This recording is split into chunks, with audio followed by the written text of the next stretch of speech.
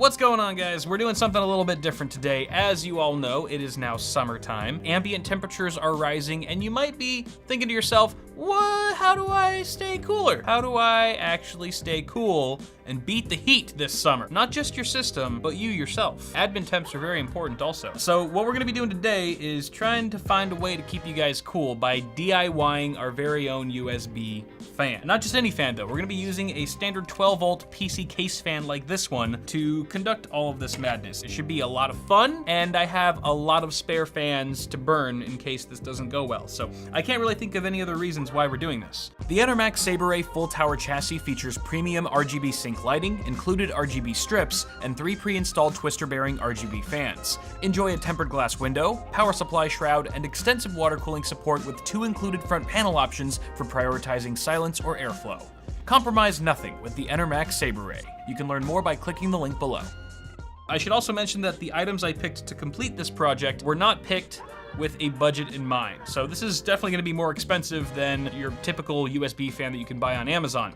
But you can always tweak the items that I've picked here to kind of align with your budget if you really wanna shave things down. And you can find links to all this stuff in the description. Let's quickly go over all the parts that we're using. Starting with the fan, of course, this is just a typical 200mm RGB fan. Yes, it has RGB. This is actually pulled from the H500P mesh, so that case is now missing a fan. You can see here we've got our 3-pin fan connector as well as our 4-pin RGB connector. I was thinking that we would just plug this all in once it's all said and done into a laptop, so I don't think we're gonna be able to utilize the RGB element of this fan, which is quite sad, but who knows. So this is a 200mm fan, but you can really go with any size fan you want. Doesn't matter if it's 80mm, 120, 140, it's your personal preference. And I'd say most PC case fans are of the 12 volt variety. However, USB, as most of you guys know, is rocking 5 volts. So what would happen if you actually stripped this wire and your fan wire and merged them together, soldered them together?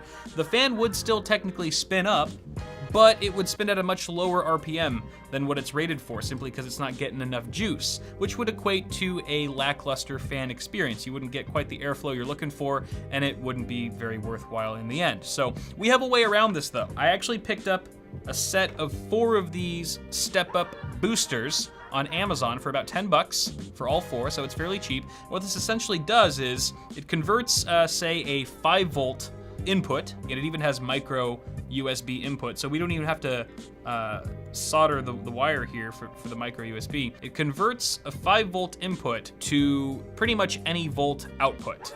Up to, I think, 28 volts for this particular unit here.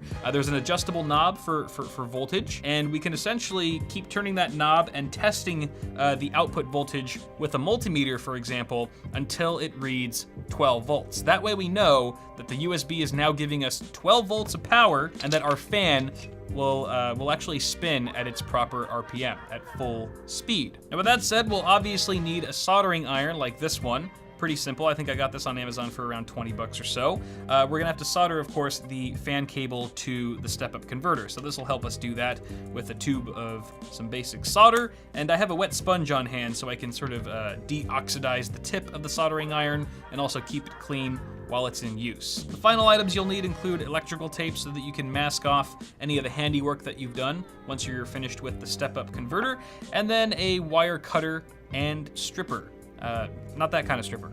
This is just a wire cutter. I don't have a stripper on hand, so we're just gonna be using this for both. And last but certainly not least, we'll need something to mount our fan to, because obviously you could just stand the fan up on your desk or whatever, but it's not the most stable, and here we have a tablet stand. This actually fits, I believe, 7 to 13-inch tablets, and I already did the measurements, and our 200mm fan will fit no problem. You wanna make sure that whatever tablet stand you're buying can fit, obviously, whatever size fan you're opting for. And you can really choose any style of tablet stand as well. This one just kind of sits on your desk and articulates a few ways, but there's also the tablet stands that can clamp to the edge of your desk that have like a 3-foot-long bendy arm. So really the choice is up to you. It's a personal preference thing. We're gonna go with something a little bit more simple today.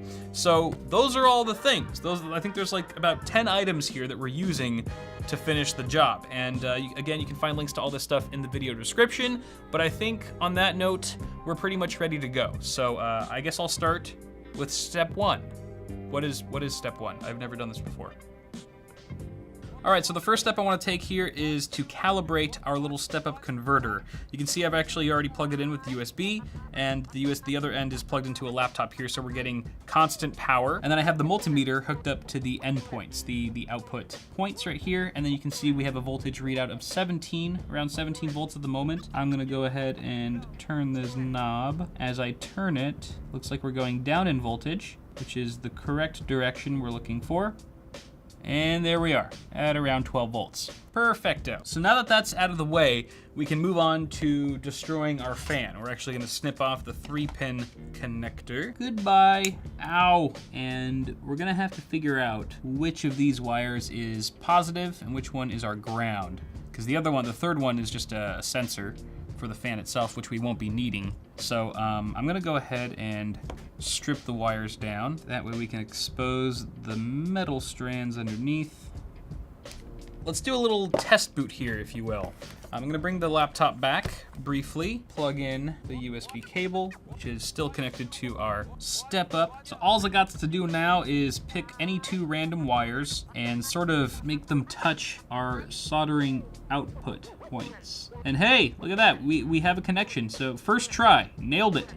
We've just identified our positive and ground wires, so we can move on to soldering. All right, soldering iron is on, and it's pretty much all heated up. I actually have it at 350 degrees Celsius, so it is hot. And I'm gonna go ahead and just brush it on this wet sponge briefly, just to remove any oxidization. And this is actually my first time soldering, folks, so everyone say a prayer, and probably look up like an actual YouTube tutorial on how to solder, and don't do what I'm about to do.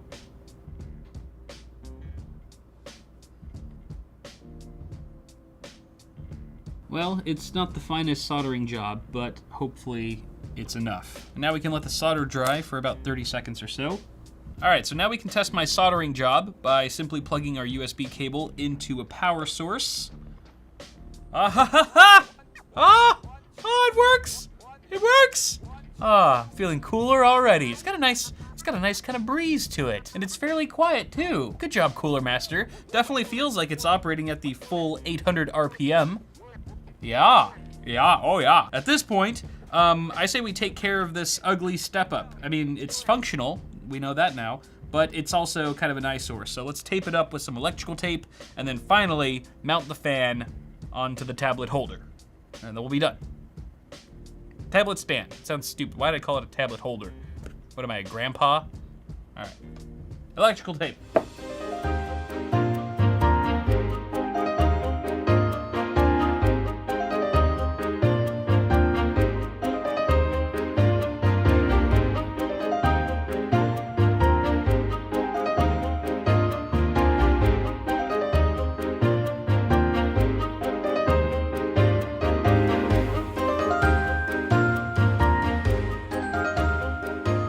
What I like about this is that, at least with the fan that I chose, and the stand, I guess maybe they kind of pair nicely together, it actually kind of just looks like a regular desk fan. I mean, you'd really have to kind of give it a second glance to tell that it was sort of a DIY project. Not trying to toot my own horn or anything, but I don't know, it looks pretty good. I wouldn't be super embarrassed to have this on my desk. I'd be like, yeah, I made that.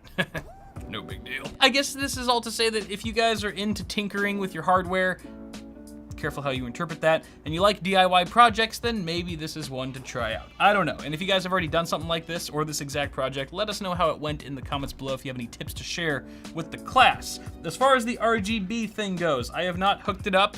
I don't really have a proper way to hook up RGB via USB at the moment. It'd be nice if I could just pop it into the laptop along with the fan, but I do have a power supply that's off screen at the moment, so I'll just plug this in just to give you guys a little hint.